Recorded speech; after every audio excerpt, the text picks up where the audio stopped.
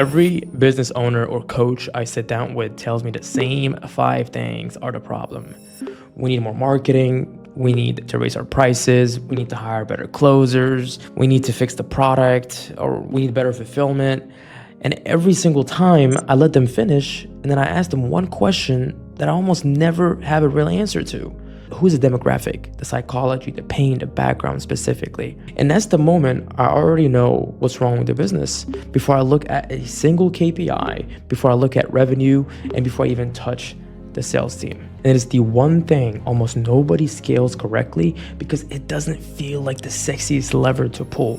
I used to think scaling was a numbers problem. More leads, more reps, more hours in a day. That's the closer mentality that I had. You grind harder, you talk to more people, the math eventually just works in your favor. Then I started managing teams and I started auditing entire businesses, not just sales floors, like the whole machine, the marketing, the offer, the pricing, the fulfillment, all of it.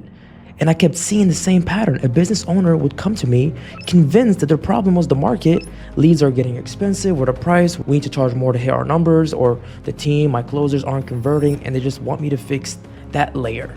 But almost every time when I actually pulled the thread, the real issue was sitting one level deeper, underneath the marketing, underneath the pricing, and underneath the sales team.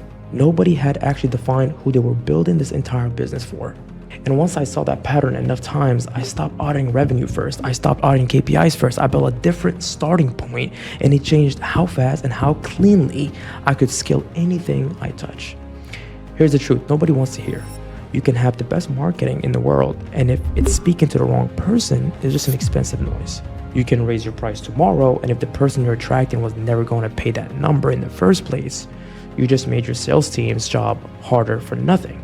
You can't hire 5 more closers, and if none of them actually match, sound like, or understand the person they're selling to, you just added 5 more people, losing your deals at a scale instead of one. And that's a problem. You can rebuild your entire product, and if it's solving a problem your actual buyer doesn't care about, you just build a better answer to the wrong question. Every one of those moves, market, pricing, hiring, product fulfillment, feels like progress. It feels like you're doing something, but none of it matters. None of it compounds until one thing is locked in first. And it's the one thing almost every business owner skips, not because it's hard to understand, because it doesn't feel urgent. It feels soft. It feels like a branding exercise. It gets neglected while everyone chases the stuff that feels like action. And it's called your ICP, which is your ideal customer profile. And that is the single biggest pillar this entire business stands on, or doesn't. Let's actually define it, because most people think ICP means target market and it stops there. It's deeper than that. Your ICP is the psychology of the person you're selling to, not just demographics, age, income, location. That's the surface. Underneath that, you need their background, where they're coming from, what they've already tried, what they're already believe. You need their pain, not the surface pain, the 3 a.m. pain, the thing they actually lay awake thinking about. You need their goals, what version of their life they're trying to buy when they hand you money, and you need their motives. Why now? Why this? But most importantly, why you? And then this is the part people skip entirely. You need to know how your competitors are already talking to that exact person. Their messaging, their pricing, their positioning, because your ICP isn't formed in a vacuum. They're literally already been pitched 10 different ways before they even found you.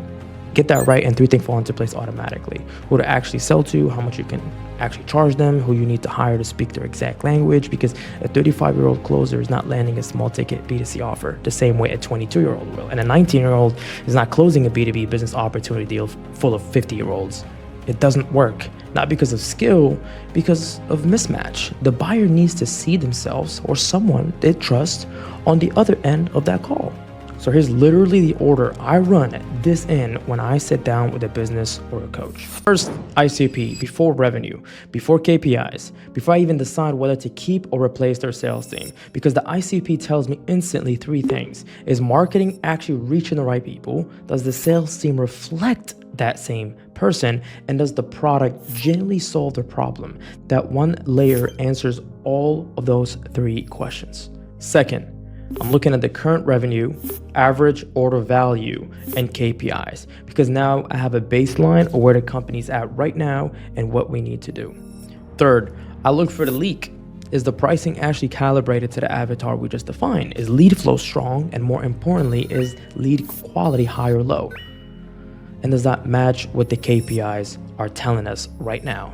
Fourth, I'm not trying to maximize anything yet. I'm looking for what we can optimize for an extra 10, 20% within the next 30 days, because I'm only looking for those small, fast, compounding wins. I'm not looking to rebuild a full 6-month infrastructure immediately.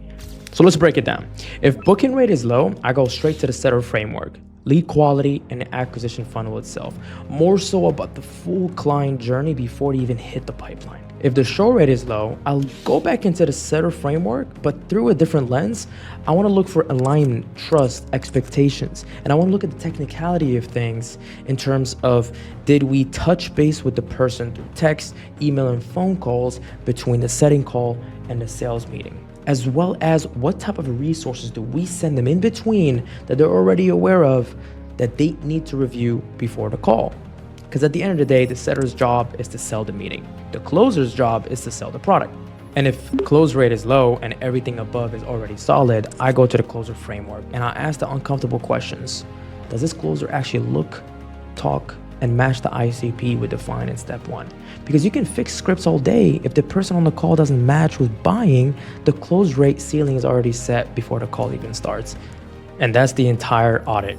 ICP first, revenue and KPI second, leak detection third, optimization fourth, booking, show, and close rate diagnose in the exact order. That's the only sequence that let you scale consistently instead of guessing. Here's what I need you to actually sit with. Most business owners or coaches think their job is to manage outcomes. Push harder on ads, push harder on price, push harder on the team. That's reactive. That's a closer mentality applied to an entire business. I used to do that. Grind on a symptom and hope the math works out. That's not how it works. The job of a sales manager is to better the outcome. The job of a leader is to paint the vision for a better future. Those are two different roles, and most people are stuck doing the first one when the business actually needs the second. And the leader's job starts with clarity, not motivation, not hustle. Clarity on exactly who you're building this for, because everything downstreams, your messaging, your price points, your hiring, your product roadmap is just an expression of how well you understand that one thing that other people won't, which is your customers. So when you skip ICP and go straight to fix the marketing or raise the price, and you're not leading and you're reacting to symptoms and hoping for this disease to be fixed, most of the time it's not going to. And the businesses that scale clean, the ones that don't spike, they don't crash, the ones that compound, they all have an owner who actually can describe their buyer with the same precision I just walked you through: the demographic, the background, the pain, the goals, etc., etc. So that's not a branding exercise, that's the foundation. Everything else gets built on top of. So here's what I want you to actually do with this. Then go look at how your top 3 competitors are messaging and promising to that same person. Write it all down in one place. Next, hold your current marketing, your pricing, and your sales team up against that document, and I want you to be honest. Where is the mismatch? Then run the audit in order: ICP, revenue and KPIs, the leak, the 10 to 20% optimization, booking rate, show rate, etc., etc. You don't need a new market. You probably don't need a price increase yet. You definitely don't need 5 more hires until you know who they need to sound like. What you need is to stop treating your ICP like a soft optional thing here, because it is the most important pillar within your business. It's the first thing I look at every time before revenue, before KPIs, before I even touch a single person on the sales team. I'm Fadi. I have another video coming up on exactly how to hire the right setters and closers based on your ICP. Obviously, ICP stands for ideal customer profile, and the right closers and setters stand for the ideal candidate profile. And once you know who you're selling to, hiring just gets 100 times easier. So subscribe if this landed, and drop a comment. Tell me, can you actually describe your ICP right now in one sentence? Demographics, pain, and motive. If you can't, that's exactly where to start. And I'll see you in the next one.